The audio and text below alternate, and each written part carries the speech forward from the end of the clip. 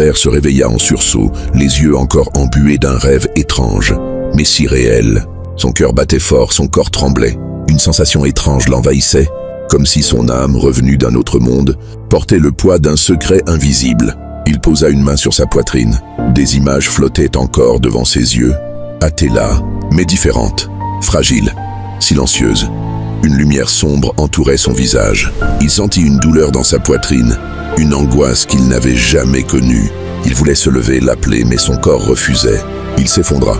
Tout devint noir. Dans cet évanouissement, il vit une autre réalité. Une forêt épaisse. Il marchait pieds nus, seul, vêtu de haillons. Son nom ne signifiait plus rien, ses biens disparus. Il appelait Athéla, mais seul l'écho lui répondait. La peur montait, puis les larmes. Il ne comprenait pas. Pourquoi ce vide? Pourquoi cette séparation? Son cœur criait. Il tomba à genoux, et il pleura, longtemps.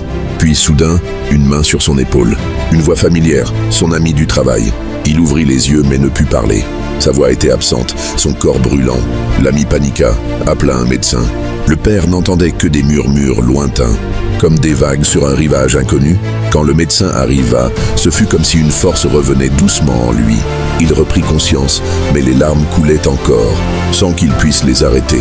Il pleurait sans honte, comme un enfant qui revient d'un cauchemar. Quand enfin il trouva la force de parler, ses premiers mots furent « Je dois appeler ma femme ». Il saisit son téléphone, la main tremblante, et appela. La voix qui répondit n'était pas celle d'Athéla, mais celle de la grand-mère. Athéla ne se sentait pas très bien. C'est pour cela que j'ai répondu. Un frisson le traversa. Moi non plus. Je ne me sentais pas bien. Grand-mère, que se passe-t-il? Un silence. Puis la grand-mère, d'une voix grave. Avez-vous fait un rêve? Il hocha la tête. Oui, mais ce rêve, c'était plus qu'un rêve. Elle insista. Raconte-moi. Quel genre de rêve? Il hésita. Grand-mère, je ne veux pas vous faire peur, mais j'ai vu la séparation, la perte, la douleur. Je crois qu'un bouleversement approche. Quelque chose va changer dans notre famille. La grand-mère respira profondément. C'est vrai, vous êtes liés.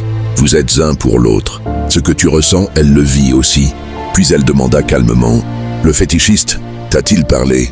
Pourquoi cette question? Répondit le père surpris. Parce que, quoi qu'il arrive, vous serez capable d'affronter l'épreuve. Même séparés, vos âmes sauront se retrouver. Et dans le silence qui suivit, le père sentit une chose, ce rêve.